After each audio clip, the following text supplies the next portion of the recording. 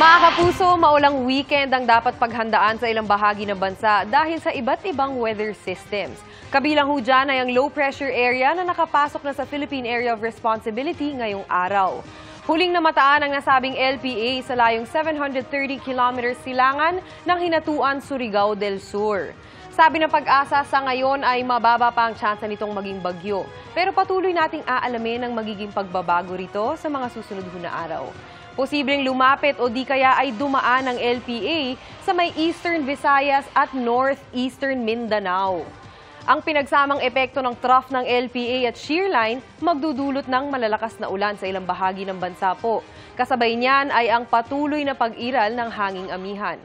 Base sa datos ng Metro Weather, uulanin bukas ang ilang bahagi ng Apayao, iba pang bahagi ng Cordillera, Cagayan, Isabela, Aurora, Quezon, Bicol Region, pati ho ang Mindoro Provinces.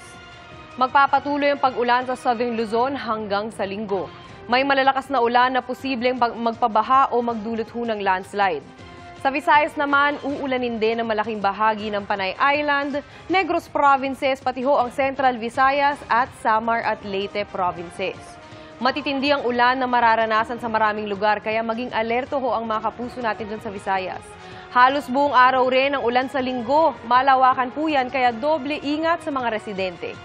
Posible ring ulanin ang Mindanao gaya ho ng Zamboanga Peninsula, Northern Mindanao, Caraga, Davao Region at Soc-Sargen. May heavy to intense rains na posibleng magpabaha o magdulot ng landslide. Linggo ng hapon, mauulit ang malalakas na ulan, lalo na dito sa may Zamboanga Peninsula kung saan nagkukulay red at orange ho sa ating rainfall map. Ang ibig sabihin niyan ay heavy to intense rains.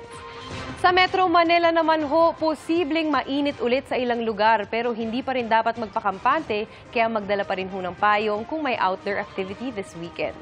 Kung tatawid naman ho o babiyahe sa dagat, may gale warning pa rin sa ilang bahagi ng Luzon at Visayas. Ibig sabihin, magiging maalon pa rin kaya delikado maglayag o pumalaot ang maliliit na sasakyang pandagat.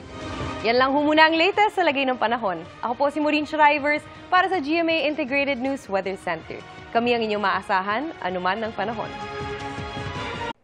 Mga kapuso, maging updated sa ulat panahon 24 oras. Mag-subscribe sa GMA Integrated News sa YouTube. Para sa mga kapuso naman natin abroad, bisitahin ang GMA Pinoy TV at www.gmanews.tv.